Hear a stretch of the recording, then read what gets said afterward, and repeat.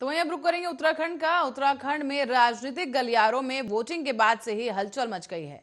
BJP में जहां एक और भीतरघात के आरोप हैं, तो वहीं भाजपा के प्रदेश अध्यक्ष मदन कौशिक का कथित पत्र और ट्वीट इंटरनेट मीडिया में वायरल हो रहा है।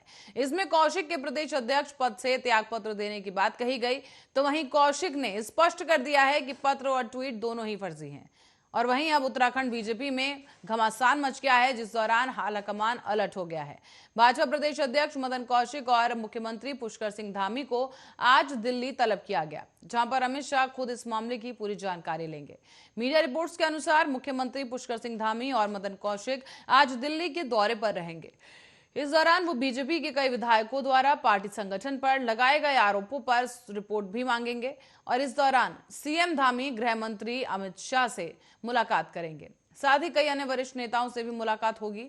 आरोपों की जद में पार्टी के प्रदेश अध्यक्ष मदन कौशिक भी आ गए हैं। भाजपा सरकार में मंत्री रह चुके और वर्तमान में प्रदेश भाजपा के अध्यक्ष की जिम्मेदारी संभाल रहे मदन कौशिक पर अपनी विधानसभा सीट के साथ साथ प्रदेश की सभी 70 विधानसभा सीटों पर पार्टी की जीत सुनिश्चित करने की जिम्मेदारी थी। प्रदेश भाजपा में पिछले 2 दिनों से मचे हुए सियासी घमासान पर सख्त रवैया अपनाते हुए भाजपा आलाकमान ने पूरे मामले पर प्रदेश से रिपोर्ट भेजने को कहा। इसे लेकर अब कौशिक और सीएम धामी दिल्ली पहुंच रहे हैं। तो वहीं चुनावी परिणाम से पहले इस तरह के घटनाक्रम से विपक्षियों को मौका मिल गया है, तो वो भी अब बीजेपी पर कटाक्ष करने से नहीं चूक रहे।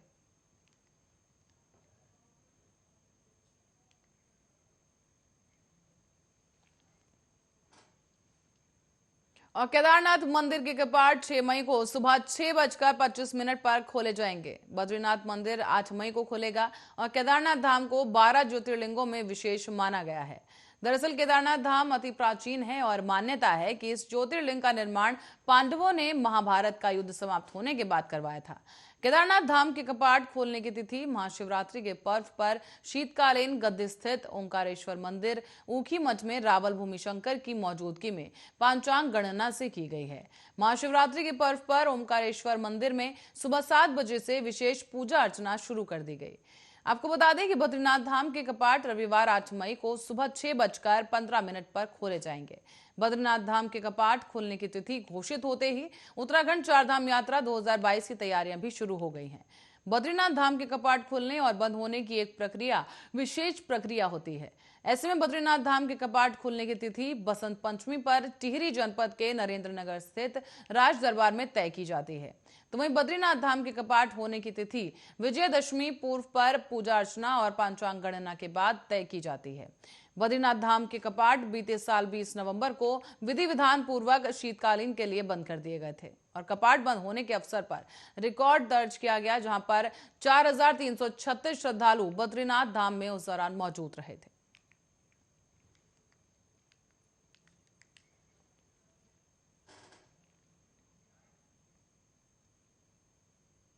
इसी के साथ आगे बढ़ेंगे अगली खबर की ओर। माइक्रोसॉफ्ट कॉर्पोरेशन के मुख्य कार्यकारी अधिकारी सत्या नडेला ने और उनकी पत्नी अनु के बेटे जैन नडेला का निधन हो गया है। वो 26 साल के थे और सेरेब्रल प्लासी बीमारी से ग्रसित थे। वो उस बीमारी के साथ ही पैदा हुए थे और सॉफ्टवेयर निर्माता ने अपनी कार्यकारी कर्मचारी को एक ईमेल में बताया कि जैन का निधन हो गया है। आपको बता दें कि संदेश में एग्जीक्यूटिव से उनके परिवार के लिए प्रार्थना करने के लिए कहा गया। 2014 में सीईओ की भूमिका निभाने के बाद से ही नडेला ने कंपनी का प्रोडक्ट डिजाइन करने पर ध्यान केंद्रित किया है, ताकि डिसेबल यूजर्स को बेहतर सेवा दी जा सके। और उन्होंने जैन को बढ़ाने और समर्थन करने वाले सबक का हवाला दिया है। पिछले साल भी द चिल्ड्रंस हॉस्पिटल ने नडेलास को ज्वाइन कर लिया और अब सिएड्रल children's centre for integrative brain research के पार्ट के रूप में जैन नडेला एंडेंट चेयर और इनपेड्रिक न्यूरोसाइंसेस की स्थापना की जाएगी। ऐसे में आपको बता दें अब कि बच्चों के अस्पताल के सीईओ जेफ स्परिंग ने अपने बोर्ड को एक मैसेज भी लिखा, जहां पर जैन को संगीत में उनकी इलेक्ट्रिक ट्रेस्ट और उनकी ब्राइट सनी स्माइल और उनके परिवार और उनके सभी लोगों के लिए जो उन्हें प्यार करते थे, उनके लिए याद किया जाएगा। माइक्रोसॉफ्ट के अधिकारियों के साथ ही शेयर किया गया ये मैसेज, जिसके बाद वहां शोक की लहर है।